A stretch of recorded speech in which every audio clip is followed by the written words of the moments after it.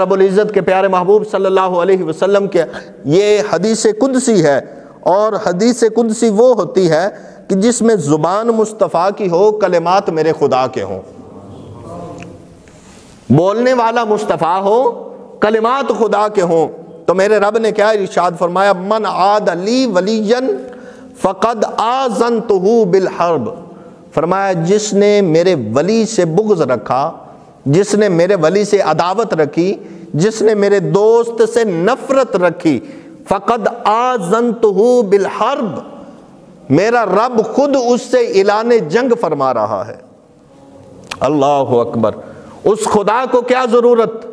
کہ وہ خالق کائنات ہو، وہ مالک کائنات ہو، وہ کائنات کو پیدا کرنے والا، وہ کائنات کو رزق دینے والا، وہ کائنات کا نظام چلانے والا، وہ کائنات کو ختم کرنے والا، ختم کرنے کے بعد پھر مارج وجود میں لانے والا، وہ شرق و غرب کا مالک، اسے کیا ضرورت پڑی کہ اپنے ہی بنائی ہوئی عوام سے،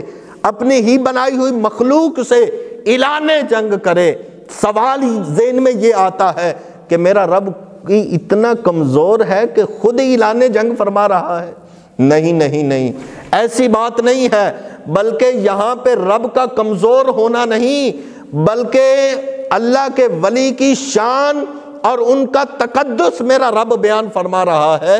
کہ رب کی بارگاہ میں اولیاء کا مقام کتنا ہے کہ اگر ان سے بغض رکھو گے تو وہ خالق کائنات خود تم سے اعلان جنگ فرمائے گا۔ میں یہاں پہ ایک جملہ آپ کی بارگاہ میں شان علی پر عرض کرنا چاہتا ہوں کہ جو اللہ کے ولی ہوں، ان سے اگر نفرت کوئی کرے، ان سے اگر کوئی بغض رکھے، ان سے کوئی اگر عداوت کرے، تو میرا رب فرماتا ہے فقد آذنتہ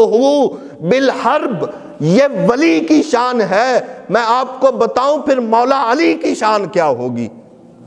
جو ولیوں کا امام ہے، جو امام الاولیاء، ولایت سب سے پہلے مصطفیٰ نے مولا علی کو دی۔